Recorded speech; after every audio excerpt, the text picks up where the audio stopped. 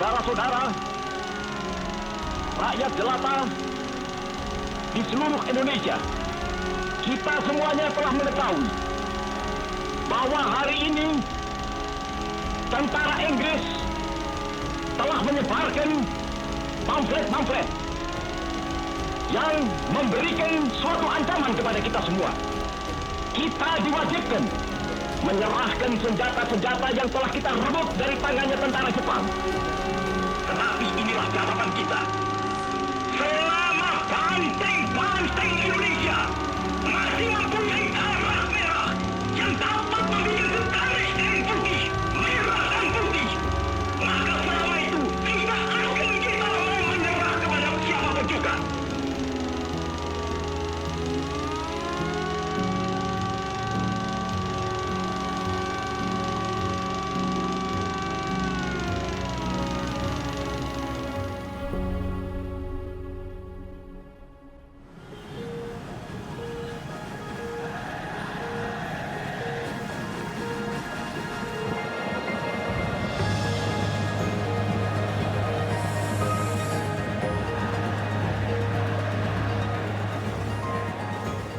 Bonek itu adalah istilah kultural sebetulnya, bukan melekat pada identitas supporter sepak bola.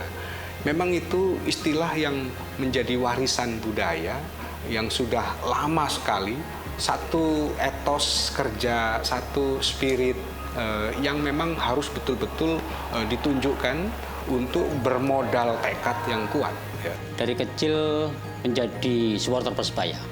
Artinya mencintai Persebaya sudah cukup lama. Walaupun saya tidak lahir di Surabaya. Saya lahir hingga SMA di Madiun, tapi sejak kecil sangat mencintai Persebaya. Bonek itu kan lahir karena ada Persebaya. Tanpa Persebaya, bonek tidak akan pernah lahir. Saya pernah nonton bola Persebaya waktu zaman Rudi Kalces main di Kediri. Mereka bintang-bintang semua di sana. Rudi Kalces yang tinggi besar kayaknya orang. Begitu Persebaya datang ke sini tuh kayak Persebaya itu kayak bintang gitu loh. Begitu main Persik kan lokalan, kita tahu pemain Kediri ini. Tapi Persebaya begitu datang ke sini, mereka itu kayak bintang, superior gitu. Narasi orang luar Surabaya tentang Surabaya pada zaman kolonial. Narasinya itu kan simbol heroik, simbol perlawanan gitu kan. Sehingga bonek itu menjadi narasinya sama dengan narasi Surabaya sebagai simbol heroisme. Sehingga orang-orang di luar Surabaya pun akhirnya rela mengidentifikasi diri menjadi bagian dari sebuah entitas namanya bonek itu. Mereka rela jauh datang ke Surabaya untuk mendukung bonek. Sekarang menjadi bagian entitas itu loh. Kalau mereka hanya bergerak di Jember, bergerak di Pasuruan, mereka nggak dianggap sebagai entitas itu. Tapi ketika mereka bergabung menjadi bagian dari entitas di Surabaya, mereka menjadi kekuatan yang diakui oleh sebuah apa saya sebut sebagai kota gitu. Baru kemudian sekitar tahun 1987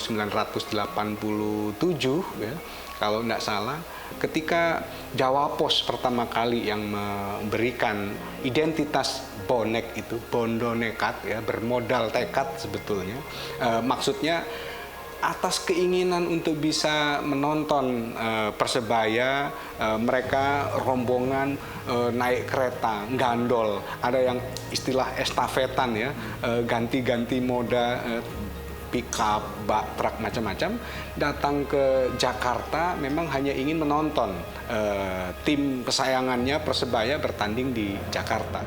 Saya mulai nonton Persebaya sejak kelas 5 SD.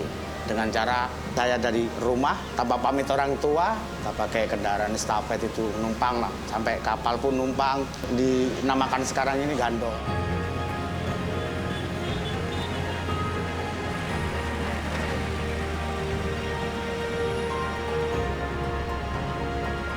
Dan itu identitas yang memang di diaspora manapun kita berada tidak akan hilang. Jancuk, Persebaya bukan hanya sekedar kata-kata. Persebaya, suara hati kami. Persebaya ning jero ati kumat. Persebaya, jiwa raga kami. Persebaya di hati hingga nafas berhenti. Mateo Di, Pagun, Persebaya, Wani. Saya jujur, saya yang terakhir dari Jember. Saya asli orang Jember. Tapi saya di Surabaya itu, teman-teman Surabaya nggak melihat saya walaupun dari luar kota. Mereka sama. Ketika sampean beratribut hijau, atribut Persebaya, itu tidak memandang sampean dari mana, daerahnya, sampean siapa, selama sampean pakai baju hijau, mereka teman-teman anggap itu saudara. Mau berangkat ke Surabaya karena emang modal pas-pasan, Mas. Kita hanya cuma modal uang tiket, yang penting kita punya uang tiket. Gimana caranya kita masuk ke stadion, untuk berangkatnya ya kita estafet. Biasanya kalau dari sini sendiri, itu titik kumpul, itu di Lampu Merah Jung. Nah, nyampe Lampu Merah Jung, di Tanggul kita ketemu bonek lain, kita jadi satu. Ke Lumajang jadi bonek lain, jadi satu. Jadi sebenarnya ketemu di jalan, tetap kita jadi satu. Sampai di Surabaya. Kalau dulu masih kereta, Mas. Kereta masih bobol dulu, Mas. Nah, bobol dulu. Naik kereta, habis itu gandol, truk, tangki Pertamina, lah kayak gitulah. Apapun itu, wis, transportasinya, yang penting kita nyampe ke Surabaya. Berbagai macam cara untuk menempuh Persebaya itu main di mana gitu, tim kebanggaannya main di mana. Bonek ini unik ya. Hooligan apa anggaplah supporter di luar negeri kasih 1.000 nggak mungkin bisa nyampe Jakarta. Nah ini bonek ini kasih aja 1.000 perak, bahkan pulangnya dapat 10.000. Yang pertama kali 25.000 supporter datang away ke Jakarta itu kan bukan berarti mereka kiri semua. Sebagian malah berduit ya. Bondo Nekat tuh bukan teman-teman itu nggak punya duit. Teman-teman tuh punya duit. Cuman karena aksi solidaritas, melihat temannya nggak ada duit, jadi kita ikutlah estafet gitu. Mereka ingin menikmati sensasinya untuk bergerombol di dalam kereta atau di atas kereta barangkali, atau juga yang estafetan tadi. Ya. Itu apa tantangan, sebuah tantangan buat jadi bonek gitu. Ini benar-benar bonek yang sebenarnya gitu kan. Jadi kok rame-rame, seneng rame-rame bareng-bareng gandol keluar kota, itu yang buat saya mungkin seneng, suka lah.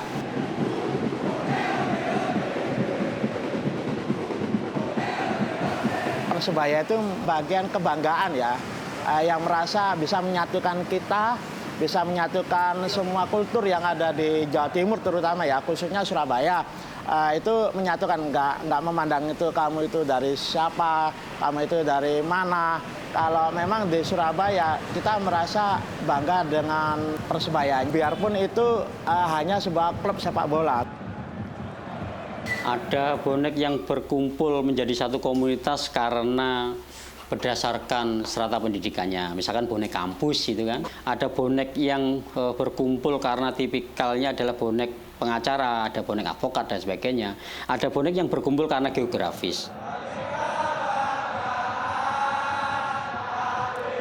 Kalau stadion itu full ya, 3/4-nya Persebaya fan atau boneknya. Sepertiganya teman-teman Madura atau Kacang Mania, karena yang teman-teman Madura pun itu banyak yang bonek, mereka jauh-jauh dari daerahnya ya, itu merasa ini mewakili saya, karena Jawa Timur itu identik dengan Persebayanya. Lahir di Ponorogo, teman-temannya tinggal di Ngawi atau beberapa kota kabupaten di Jawa Timur, bisa dipastikan bahwa dia adalah bagian dari supporter yang mencintai Persebaya. Pertanyaannya kenapa mencintai Persebaya? Simbol arek menjadi satu hal yang mempengaruhi secara moralitas gitu, mencari secara psikis bahwa saya walaupun lahir di Madiun tapi selalu menggambarkan bahwa saya itu arek. Tentu karena menganggap bahwa Surabaya itu kan kalau masa kecil kan selalu dianggap bahwa Surabaya itu ibu kotanya provinsi, ibu kotanya Jawa Timur gitu, dan banyak simbol-simbol gitu. Ada banyak simbol-simbol yang memang bisa menjadi kebanggaan dari anak-anak kecil yang itu mencintai Surabaya dan Persebaya. Misalkan soal cerita heroisnya peristiwa 45 Hari Pahlawan gitu. Jawa Timur hijau, artinya Jawa Timur itu hijau. Bukan biru, bukan ungu, bukan kuning, bukan apa. Dulu memang Jawa Timur itu hijau semua karena Persebayanya. Persebaya main dari Madiun, dari Malang, dari Kediri, dari Gerbang Kertosusilo, bahkan Banyuwangi pun ikut mendukung Persebaya. Arema pun ada tapi masih mendukung Persebaya waktu itu tahun awal 90-an ya. Dulu karakter Surabaya itu ngental di Jawa Timur ya, karena keberaniannya mulai zaman dahulu, ketokohannya Surabaya itu sebagai heroiknya. Makanya teman-teman yang di daerah itu merasa bangga dengan Surabaya dan Persebayanya dalam tanda kutip ya, untuk jauh-jauh datang ke Surabaya untuk mendukung Persebaya. Kita merasa ini yang menyatukan kita, yang membuat kita bangga, yang membuat kita menjadi suatu pembeda dari yang lain. Jadi kalau lewat kita lewat kereta, taruh kereta lewat Lamongan ya. Banyak teman-teman orang dari Lamongan itu naik. Ada spanduknya Arek Lamongan gitu pasti. Kalau kita lewat jalur tengah sampai Madiun pun ada yang banyak naik setiap stasiun itu kan. Ya ada yang naik di atas, ada yang naik di bawah. Tapi mereka itu bonek. Secara otomatis di Jawa Timur ini, ya ini Green Force Persebaya ini yang didukung, disupport.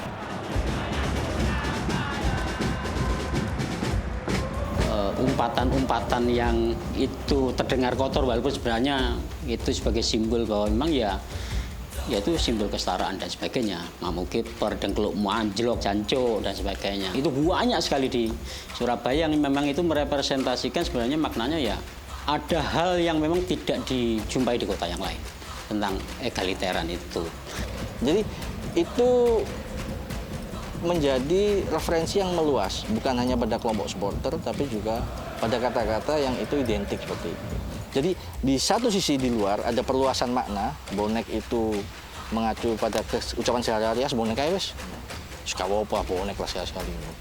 Tapi di sisi lain di stadion bonek itu justru akhirnya disamakan dengan arek, tapi tidak lagi mengacu pada referensi pada tempat, tapi mengacu pada komunitas.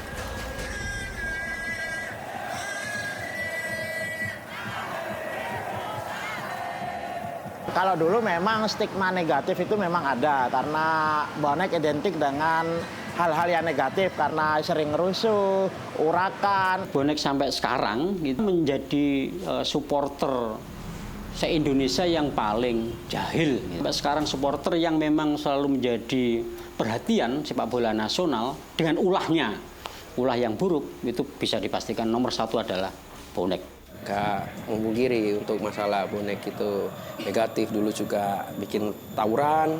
Dulu waktu jadi awal supporter, saya pribadi pernah diserang sama pihak rival kita dari pihak supporter lain. Kita serang, ternyata teman-teman tuh solid. Nah, pada puncak akhirnya siapapun yang merugikan Persebaya ketika menggunakan embel-embel bonek, ya jadi merugikan secara keseluruhan. Ketika melakukan perbuatan-perbuatan yang mengganggu ketertiban umum dan sebagainya, ya tentu akan merugikan Persebaya.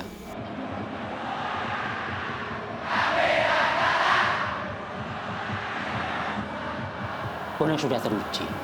Artinya sudah teruji itu kami melewati fase konflik sesama bonek sudah kami lewati. Tidak hanya di konteks hanya di medsos saja. Fisik dan sebagainya sudah fase itu pernah kami lalui, tapi bahwa perubahan perilaku, perubahan sistem di bonek itu yang menurut saya justru puncak dari perjuangan itu. Sering berubahnya waktu, sehingga mereka menganggap bonek itu kebanggaan, merasa bonek itu jati diri, bukan lagi stigmanya yang dipakai. Yang salah paham dari masyarakat tentang bonek adalah mereka mengidentifikasi bonek itu kelompok supporter yang kere, yang nggak berduit, yang sulit diatur, yang cenderung vandal dan sadis gitu ya. Padahal tidak. Jati diri bonek yaitu dia akan menjadi bonek ketika tidak melakukan perbuatan buruk terhadap Persebaya, tidak merugikan Persebaya dan sebagainya. Itulah hakikinya ketika dia mengetahui bahwa dia adalah bonek sebagai supporter Persebaya. Nah setelah itu kan praktis Persebaya ada rekonsiliasi seperti itu, istilahnya PSSI kemudian kan diakui kan adalah Persebaya yang sebelah, bukan Persebaya yang diinginkan bonek. Nah otomatis mereka nggak ada sepak bola dong, nggak ada sepak bola di stadion. Nah pada masa-masa seperti itu kemudian saya melihat bonek ini melakukan semacam kontemplasi pada diri mereka sendiri. Dan ini juga tumbuh dari kesadaran generasi-generasi baru yang karena tidak mainnya Persebaya ini, mereka nggak awedis dan sebagainya, akhirnya mereka menyatukan diri pada hal-hal yang lebih ke arah yang positif sebenarnya. Kalau media arus utama kemudian memberitakan bonek selalu hal yang jelek, maka mereka memberitakan hal yang bagus. Komunitas mereka, membantu panti asuhan. Saya terkejut ketika teman-teman bonek itu ternyata punya tim ya semacam satgas bencana gitu. Jadi bonek disaster response team ini merupakan sebuah wadah atau divisi yang berada di bawah naungan Green Note 27 Tribun, di mana divisi ini terjunkan di bidang sosial dan kemanusiaan. Baru berdiri pada 2018, tepatnya saat gempa Palu dan tsunami. Setiap kali ada bencana nasional, kita selalu turun dalam aksi karena bonek juga merupakan bagian dari masyarakat Indonesia. Bonek dikatakan negatif dan sebagainya, memang iya gitu kan. Tetapi sampai ketika Persebaya dimatikan secara paksa oleh PSSI dan kita kembali, ini banyak warna-warna baru di dalam dunia bonek. Kita terlahir dari Persebaya, kita terlahir dari bonek. Kalau tanpa Persebaya dan bonek BDRT, Green Note tidak akan pernah ada.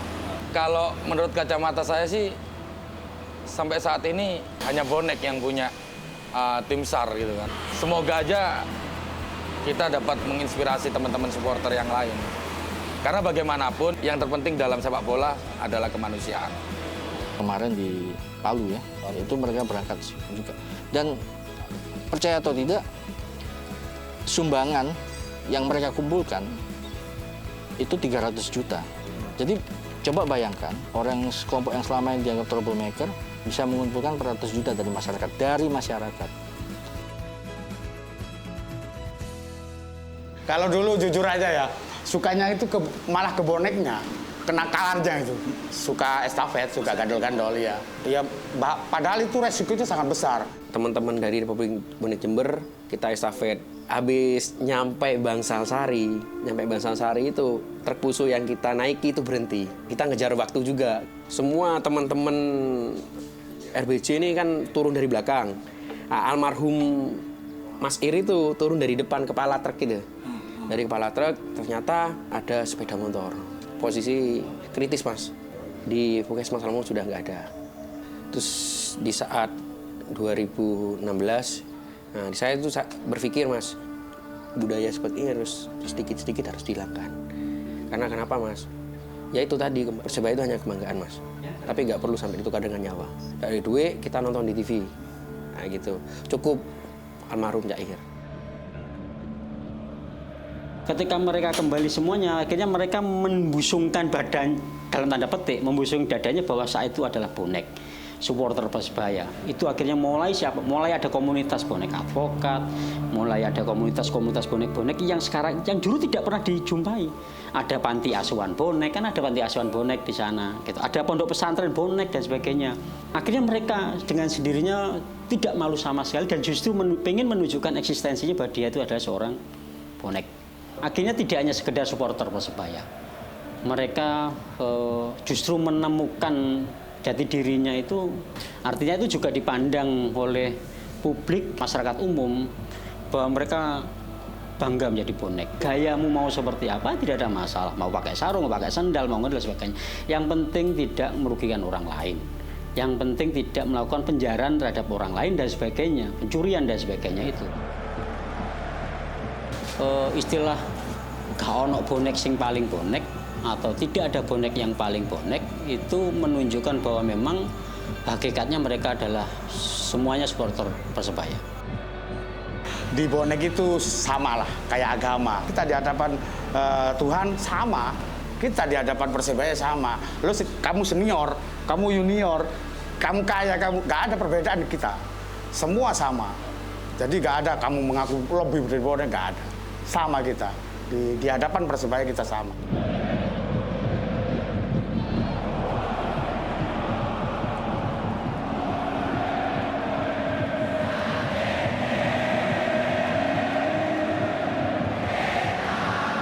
Yang beda dengan klub-klub supporter lainnya, bonek tetap menggunakan identitas kearifan lokalnya.